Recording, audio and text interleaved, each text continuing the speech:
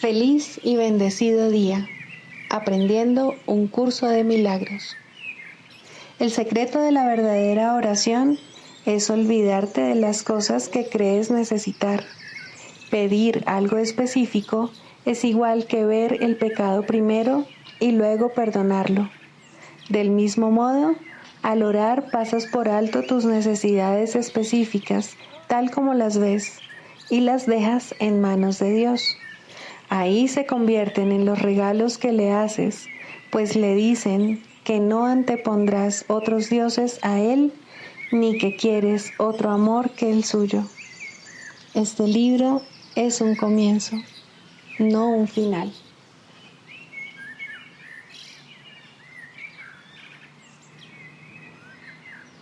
Del prefacio, que postula, párrafo 8. Las relaciones especiales que se establecen en el mundo son destructivas, egoístas e infantilmente egocéntricas.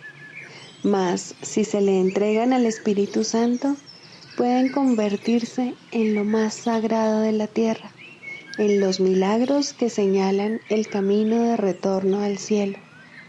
El mundo utiliza las relaciones especiales como el último recurso en favor de la exclusión y como una prueba de la realidad de la separación. El Espíritu Santo las transforma en perfectas lecciones de perdón y las utiliza como un medio para despertarnos del sueño. Cada una representa una oportunidad de sanar nuestras percepciones y de corregir nuestros errores. Cada una es una nueva oportunidad de perdonarnos a nosotros mismos, perdonando a otros. Y cada una viene a ser una invitación más al Espíritu Santo y al recuerdo de Dios.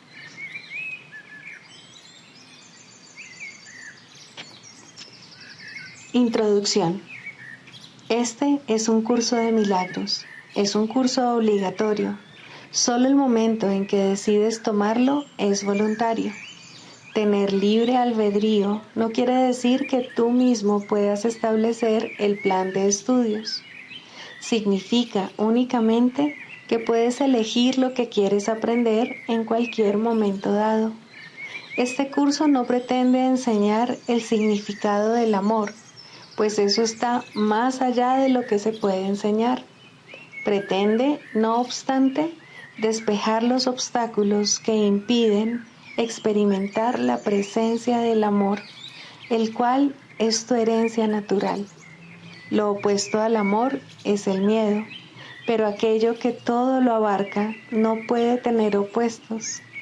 Este curso puede, por lo tanto, resumirse muy simplemente de la siguiente manera. Nada real puede ser amenazado. Nada irreal existe. En esto radica la paz de Dios.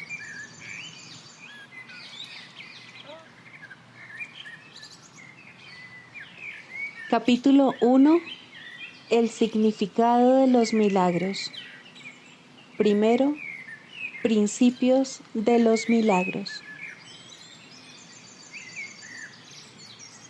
Principio 29. Los milagros alaban a Dios a través de ti. Lo alaban al honrar a sus creaciones, afirmando así la perfección de las mismas. Curan porque niegan la identificación con el cuerpo y afirman la identificación con el espíritu.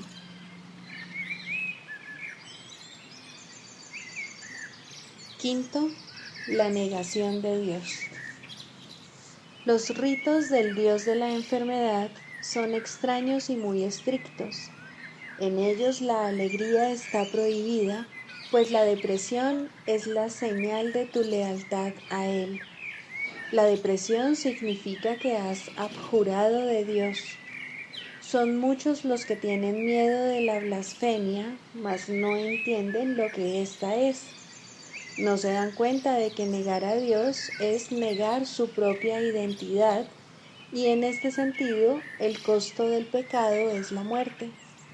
Esto es así en un sentido muy literal. Negar la vida hace que se perciba su opuesto, de la misma manera en que toda forma de negación reemplaza lo que existe con lo que no existe. Nadie puede realmente hacer esto, aunque es indudable que tú puedes pensar que puedes y creer que lo has hecho. Mas no te olvides que negar a Dios dará lugar inevitablemente a la proyección, y creerás que son otros y no tú los que te han hecho esto a ti. Es imposible que no recibas el mensaje que envías, pues ese es el mensaje que quieres. Tal vez creas que juzgas a tus hermanos por los mensajes que ellos te envían a ti, pero por lo que los juzgas es por los mensajes que tú les envías a ellos. No les atribuyas a ellos tu propia negación de tu alegría, o no podrás ver en ellos la chispa que te haría dichoso. Negar la chispa conduce a la depresión, pues siempre que ves a tus hermanos desprovistos de ella, estás negando a Dios. Mantenerse fiel a la negación de Dios es la doctrina del ego. El Dios de la enfermedad obviamente exige la negación de la salud, ya que la salud está en clara oposición a su propia supervivencia. Mas considera lo que esto significa para ti. A menos que estés enfermo, no puedes conservar los dioses que inventaste, pues solo estando enfermo podrías desearlos. La blasfemia, por lo tanto, es destructiva para el yo, pero no puede destruir a Dios. Blasfemar significa que estás dispuesto a no conocerte a ti mismo a fin de estar enfermo. Esta es la ofrenda que tu Dios exige, pues al ser este producto de tu demencia, no es más que una idea de mente. Esta se manifiesta de muchas maneras, pero si bien puede parecer ser muchas cosas diferentes, no es sino la misma idea, la negación de Dios. Parece como si la enfermedad y la muerte hubiesen entrado en la mente del Hijo en contra de la voluntad del Padre. El ataque a Dios le hizo pensar a su hijo que era huérfano, y como resultado de su depresión, inventó al Dios de la depresión. Esa fue su alternativa a la dicha, porque no estaba dispuesto a aceptar que, si bien era un creador, él mismo había sido creado. El Hijo, sin embargo, se encuentra desamparado sin el Padre, quien constituye su única ayuda. Dije anteriormente que por tu cuenta no puedes hacer nada, pero tú no existes por tu cuenta. Pues si existieses por tu cuenta, lo que has hecho sería verdad y nunca te podrías escapar. Precisamente porque no te creaste a ti mismo, es por lo que no tienes que preocuparte por nada. Tus dioses no son nada porque tu Padre no los creó. No puedes crear creadores que no sean como tu creador, de la misma forma en que Él no habría podido crear un hijo que no fuese como Él. Si la creación es compartir, no puede crear lo que no es igual a ella misma. Solo puede compartir lo que ella es. La depresión es aislamiento y por lo tanto no pudo haber sido creada. Hijo de Dios, no has pecado, pero sí has estado muy equivocado. No obstante, eso puede corregirse y Dios te ayudará, pues sabe que tú no puedes pecar contra Él. Lo negaste porque lo amabas, pues sabías que de reconocer tu amor por Él, no habrías podido negarle. Negarle significa, por lo tanto, que lo amas y que sabes que Él te ama a ti. Recuerda que tienes que haber conocido previamente lo que niegas, y si aceptas la negación, también puedes aceptar su deshacimiento. Tu Padre no te ha negado. Él no toma represalias, pero sí te pide que retornes. Cuando piensas que Él no ha respondido a tu llamada, es porque tú no has respondido a la suya. Te llama desde cada parte de la filiación debido al amor que le profesa a su Hijo. Si oyes su mensaje, Él te habrá respondido y te harás consciente de Él si escuchas debidamente. El amor de Dios está en todo lo que Él creó, pues su Hijo está en todas partes. Contempla a tus hermanos en paz, y Dios no se demorará ni un instante en llegar a tu corazón como muestra de agradecimiento por la ofrenda que le haces. No recurras al Dios de la enfermedad para curar, sino solo al Dios del amor, pues curar significa que lo has reconocido. Cuando lo reconozcas, sabrás que Él nunca ha dejado de reconocerte y que en su reconocimiento de ti radica tu ser. No estás enfermo, ni tampoco puedes morir, pero te puedes confundir a ti mismo con cosas que mueren. Recuerda, no obstante, que hacer eso es una blasfemia, pues significa que estás contemplando sin amor a Dios y a su creación, de lo cual Él no puede estar separado. Solo lo eterno puede ser amado, pues el amor no muere. Lo que es de Dios es suyo para siempre, y tú eres de Dios. ¿Cómo iba Él a permitirse a sí mismo sufrir? ¿Y cómo iba a ofrecerle a su Hijo algo que no fuese aceptable para Él? Si te aceptases tal como Dios te creó, sería imposible que pudieses sufrir.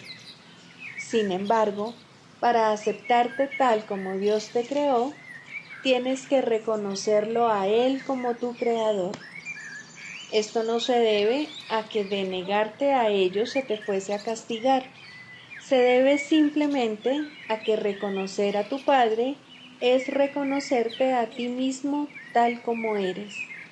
Tu Padre te creó completamente libre de pecado, completamente libre de dolor y completamente a salvo de todo sufrimiento.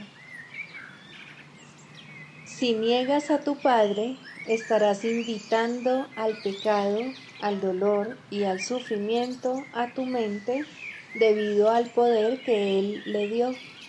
Tu mente es capaz de crear mundos, pero puede también negar lo que crea porque es libre. No te das cuenta de cuánto te has negado a ti mismo, ni de cuánto Dios, en su amor, desea que no sea así. No obstante, Dios no interferiría en tus decisiones porque no podría conocer a su Hijo si éste no fuese libre. Interferir en tus decisiones sería atacarse a sí mismo, y Dios no está loco. Cuando tú lo niegas a Él, eres tú el que está loco. ¿Desearías que Él compartiese tu demencia? Dios nunca dejará de amar a su Hijo, y su Hijo nunca dejará de amar a su Padre. Esa fue la condición bajo la que la creación de su Hijo tuvo lugar, la cual quedó establecida para siempre en su mente. Reconocer esto es cordura, negarlo, demencia. Dios se dio a sí mismo a ti en tu creación, y sus dones son eternos. ¿Te negarías acaso a entregarte a Él? Como resultado de las ofrendas que le haces, se le restituirá el reino a su Hijo. Su hijo se excluyó a sí mismo de su don al negarse a aceptar lo que había sido creado para él y lo que él había creado en el nombre de su Padre. El cielo espera su retorno, pues fue creado para ser la morada del Hijo de Dios. Tú no te sientes a gusto en ninguna otra parte ni en ningún otro estado. No te niegues la dicha que fue creada para ti a cambio de la infelicidad que tú mismo te has labrado. Dios te ha proporcionado los medios para deshacer lo que tú has hecho. Escucha y aprenderás a recordar lo que eres. Dios sabe que sus hijos son completamente impecables. Es una blasfemia percibirlos como culpables. Si Dios sabe que sus hijos no pueden sufrir dolor alguno, es una blasfemia percibir sufrimiento en cualquier parte. Si Dios sabe que sus hijos son completamente dichosos, es una blasfemia sentirse deprimido. Todas esas ilusiones y las múltiples formas que la blasfemia puede adoptar son negativas a aceptar la creación tal como es. Si Dios creó a su Hijo perfecto, así es como debes aprender a considerarlo para que puedas conocer su realidad. Y como parte de la filiación, así es como tienes que considerarte a ti mismo para que puedas conocer la tuya. La arrogancia es la negación del amor porque el amor comparte y la arrogancia no. Mientras ambas cosas te parezcan deseables, el concepto de elección que no procede de Dios seguirá contigo. Si bien esto no es verdad en la eternidad, en el tiempo lo es, de modo que mientras el tiempo perdure en tu mente, te verás obligado a elegir. El tiempo en sí es algo que tú elegiste. Si quieres recordar la eternidad, debes contemplar solo lo eterno. Si permites que lo temporal te preocupe, estarás viviendo en el tiempo. Como siempre, tu elección estará determinada por lo que valores. El tiempo y la eternidad no pueden ser ambos reales porque se contradicen entre sí. Solo con que aceptes lo intemporal como lo único que es real, empezarás a entender lo que es la eternidad y a hacerla tuya.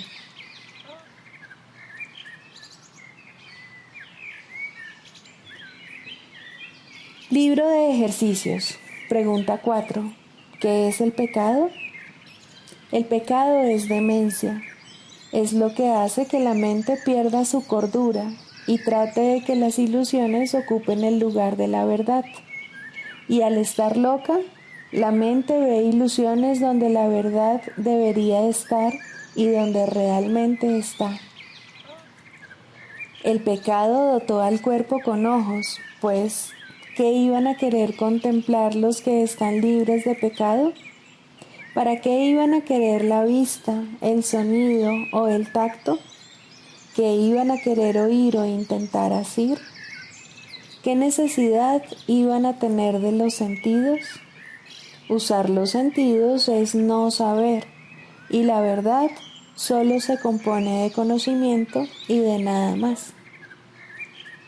El cuerpo es el instrumento que la mente fabricó en su afán por engañarse a sí misma.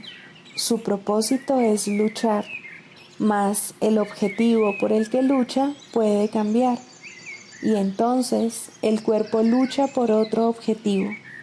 Lo que ahora persigue lo determina el objetivo que la mente ha adoptado para sustituir a la meta de engañarse a sí misma que antes tenía. La verdad puede ser su objetivo, tanto como las mentiras, y así los sentidos buscarán lo que da fe a la verdad. El pecado es la morada de las ilusiones, las cuales representan únicamente cosas imaginarias, procedentes de pensamientos falsos. Las ilusiones son la prueba de que lo que no es real lo es. El pecado prueba que el Hijo de Dios es malvado, que la intemporalidad tiene que tener un final y que la vida eterna sucumbirá ante la muerte. Y Dios mismo ha perdido al Hijo que ama, y de lo único que puede valerse para alcanzar su plenitud es la corrupción. La muerte ha derrotado su voluntad para siempre. El odio ha destruido el amor y la paz ha quedado extinta para siempre. Los sueños de un loco son pavorosos y el pecado parece ser ciertamente aterrador. Sin embargo, lo que el pecado percibe no es más que un juego de niños. El Hijo de Dios puede jugar a haberse convertido en un cuerpo que es presa de la maldad y de la culpabilidad, y a que su corta vida acabe en la muerte. Mientras tanto, su Padre ha seguido derramando su luz sobre él y amándolo con un amor eterno que sus pretensiones no pueden alterar en absoluto. ¿Hasta cuándo, Hijo de Dios, vas a seguir jugando el juego del pecado? ¿No es hora ya de abandonar esos juegos peligrosos? ¿Cuándo vas a estar listo para regresar a tu hogar? ¿Hoy quizá? El pecado no existe. La creación no ha cambiado. ¿Deseas aún seguir demorando tu regreso al cielo? ¿Hasta cuándo, Santo Hijo de Dios, vas a seguir demorándote? ¿Hasta cuándo? Lección 257. Que no me olvide de mi propósito. Si me olvido de mi objetivo, no podré sino estar confundido e inseguro acerca de quién soy, y así mis acciones no podrán sino ser conflictivas. Nadie puede estar al servicio de objetivos contradictorios y servirlo bien. Tampoco puede desenvolverse sin que se abata sobre él una profunda angustia y depresión. Resolvamos hoy, por lo tanto, recordar lo que queremos realmente, para así unificar nuestros pensamientos y acciones de manera que tengan sentido y para llevar a cabo únicamente lo que Dios quiere que hagamos este día. Padre, el perdón es el medio que tú has elegido para nuestra salvación. No permitas que nos olvidemos hoy de que no tenemos otra voluntad que la tuya. Y así, nuestro propósito tiene asimismo que ser el tuyo, si queremos alcanzar la paz que tú has dispuesto para nosotros.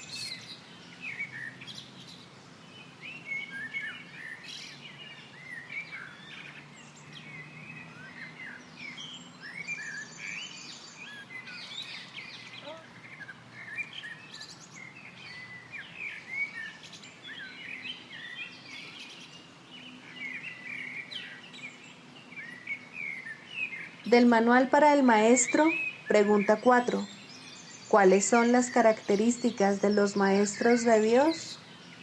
4. Mansedumbre. Para los maestros de Dios, el daño es algo imposible. No pueden infligirlo ni sufrirlo. El daño es el resultado de juzgar. Es el acto deshonesto que sigue a un pensamiento deshonesto. Es un veredicto de culpabilidad contra un hermano y por ende contra uno mismo.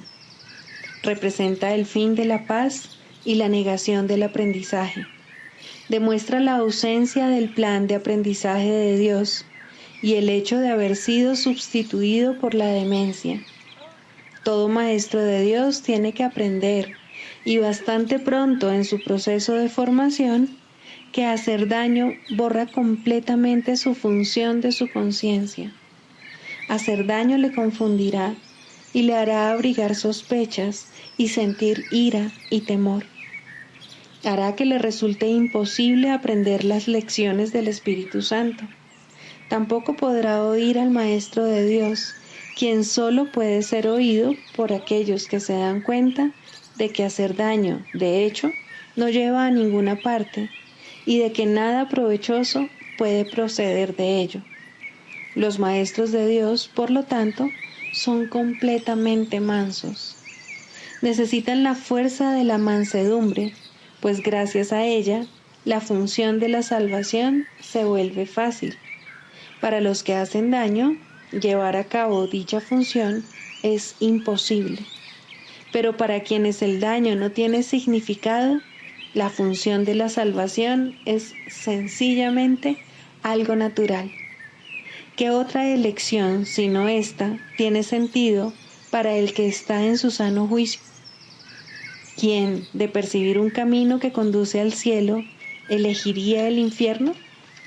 ¿Y quién elegiría la debilidad que irremediablemente resulta de hacer daño cuando puede elegir la fuerza infalible, todo abarcante e ilimitada de la mansedumbre? El poder de los maestros de Dios radica en su mansedumbre, pues han entendido que los pensamientos de maldad no emanan del Hijo de Dios ni de su Creador. Por lo tanto, unen sus pensamientos a aquel que es su fuente, y así su voluntad, que siempre fue la de Dios, queda libre para ser como es.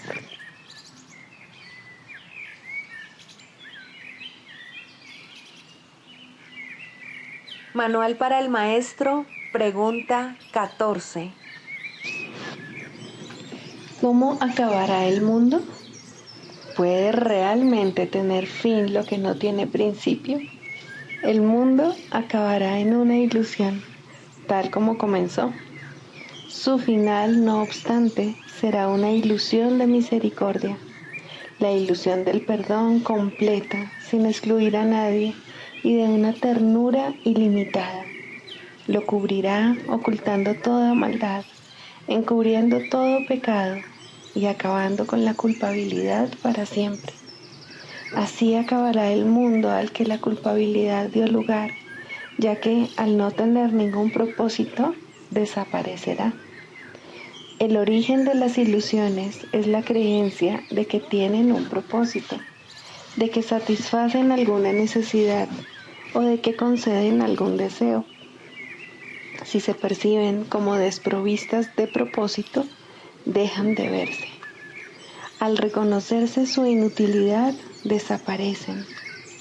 ¿De qué otra manera, si no, terminan todas las ilusiones? Se llevaron ante la verdad y la verdad no las vio. Simplemente pasó por alto lo que no tenía sentido. Mientras el perdón no sea completo, el mundo seguirá teniendo un propósito. Es el hogar donde nace el perdón, donde crece y donde se vuelve más fuerte y abarcador. Aquí se le alimenta, pues es aquí donde se le necesita. Es benévolo Salvador, nacido donde el pecado fue concebido y donde la culpabilidad parecía real. Este es su hogar, porque aquí ciertamente se le necesita. Él trae consigo el fin del mundo. Es a su llamada a la que los maestros de Dios responden, dirigiéndose a Él en silencio para recibir su palabra. El mundo acabará cuando también todas las cosas que hay en él hayan sido correctamente juzgadas mediante su juicio. El mundo acabará con la bendición de la santidad sobre él. El mundo desaparecerá cuando ya no quede ni un solo pensamiento de pecado. No será destruido ni atacado y ni siquiera sufrirá el más mínimo rasguño. Simplemente dejará de parecer que existe. Ciertamente parece que esto se encuentra muy, pero muy lejos en el futuro. Cuando ya no quede ni un solo pensamiento de pecado, parece ser un efecto un objetivo a largo plazo. Pero el tiempo se detiene y sirve al objetivo de los maestros de Dios.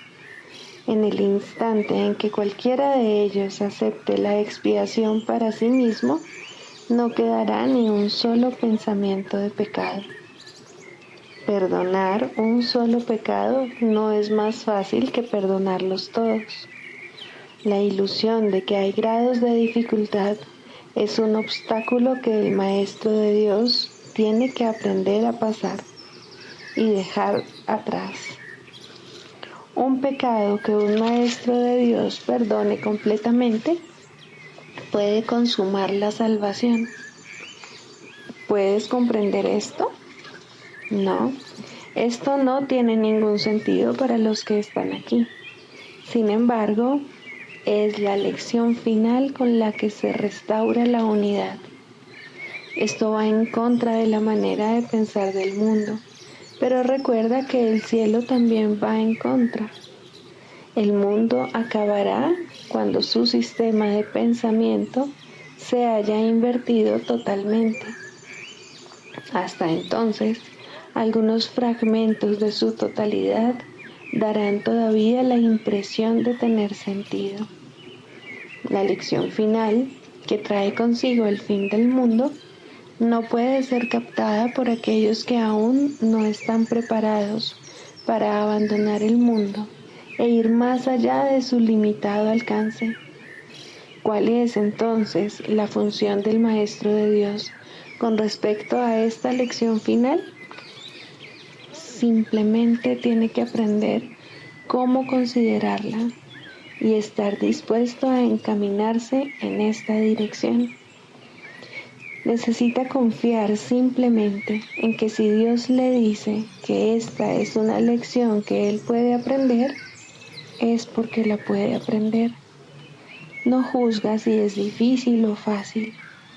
Su maestro se la señala y él confía en que él le enseñará cómo aprenderla. El mundo acabará con alegría porque es un lugar triste.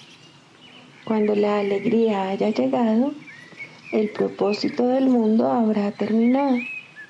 El mundo acabará en paz, porque es un campo de batalla. Cuando la paz haya llegado, ¿qué propósito podrá tener el mundo? El mundo acabará entre risas, porque es un valle de lágrimas. ¿Quién puede seguir llorando allí donde hay risa? Y solo el completo perdón da lugar a todo esto para bendecir al mundo. El mundo partirá en bendiciones, pues no acabará como comenzó.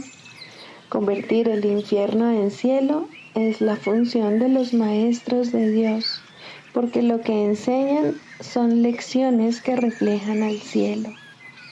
Siéntete ahora por un momento con verdadera humildad y date cuenta de que puedes hacer todo lo que Dios desea que hagas. No seas arrogante, ni digas que no puedes aprender su programa de estudios. Su palabra afirma lo contrario. Su voluntad se hará, no puede ser de otra manera. Y da gracias de que así sea.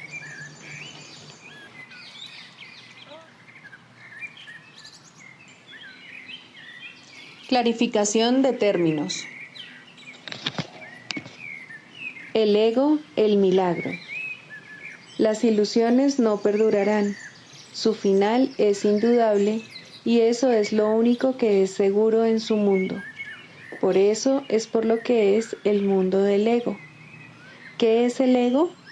El ego no es más que un sueño de lo que en realidad eres. Un pensamiento de que estás separado de tu creador y un deseo de ser lo que él no creó. El ego es un producto de la locura, no de la realidad. Es tan solo un nombre para lo innombrable, un símbolo de lo imposible, una elección de opciones que no existen. Le damos un nombre solo para que nos ayude a entender que no es más que un pensamiento ancestral según el cual aquello que se ha inventado es inmortal. Mas, ¿qué podría proceder de ello excepto un sueño que, al igual que todos los demás sueños, tan solo puede terminar en la muerte? ¿Qué es el ego? El ego no es nada, pero se manifiesta de tal forma que parece ser algo. En un mundo de formas no se puede negar al ego, pues solo él parece real.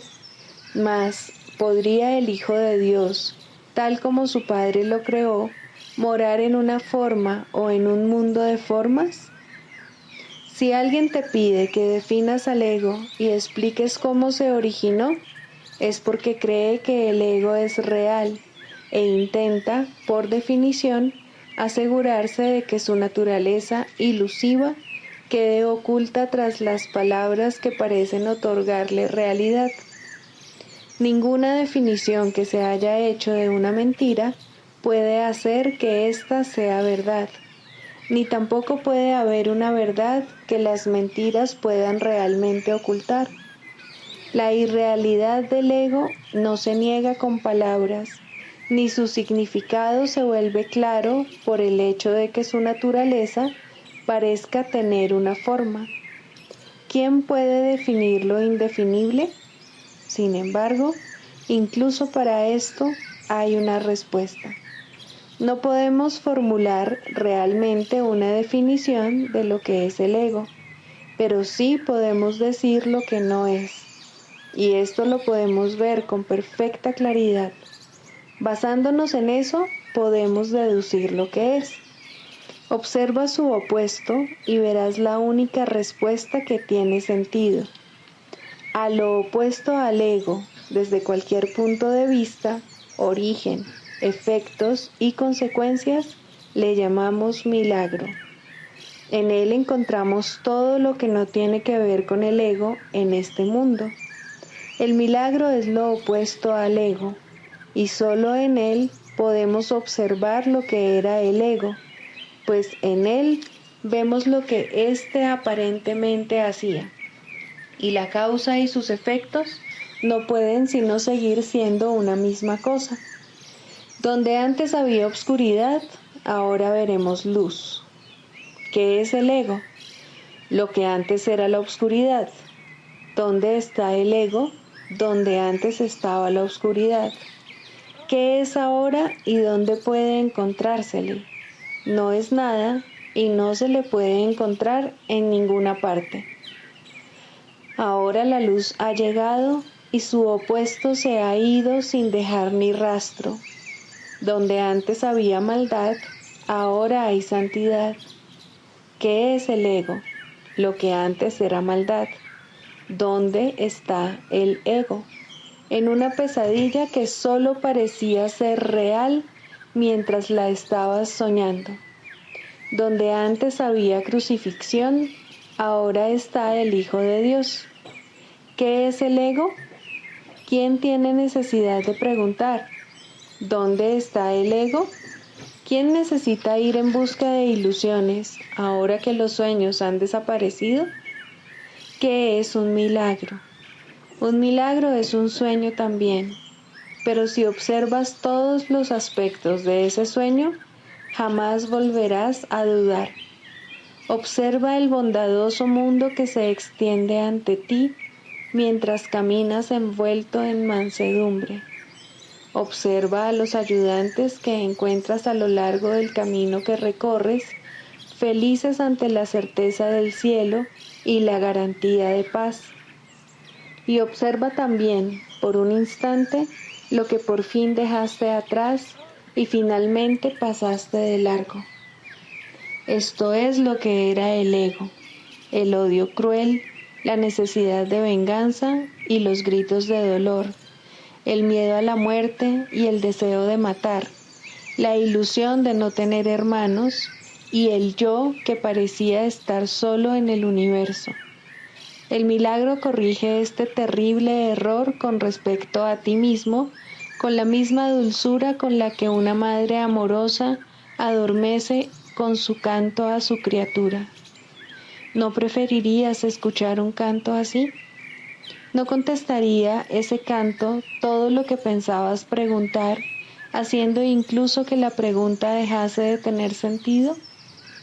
Tus preguntas no tienen respuesta, ya que han sido planteadas para acallar la voz de Dios, la cual nos hace a todos una sola pregunta. ¿Estás listo ya para ayudarme a salvar el mundo? Pregunta esto en vez de preguntar qué es el ego, y verás un súbito resplandor envolver al mundo que el ego fabricó. Ahora no se le niega a nadie ningún milagro. El mundo se ha salvado de todo lo que tú pensabas que era, y lo que es ha sido siempre absolutamente puro y jamás ha sido condenado.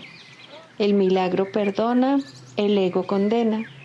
No se necesita ninguna otra definición para ninguno de ellos excepto esta. Mas, ¿qué definición podría ser más cierta o estar más a tono con lo que es la salvación? Con esto, el problema y la respuesta se llevan una al lado del otro, y al estar finalmente juntos, la elección es obvia. ¿Quién elegiría el infierno de reconocer que eso es lo que está eligiendo? ¿Y quién no seguiría adelante un poco más cuando le ha sido dado comprender que el camino es corto y que el cielo es su meta?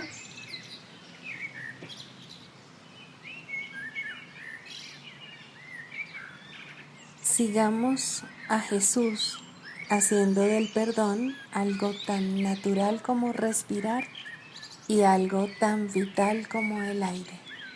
Amén.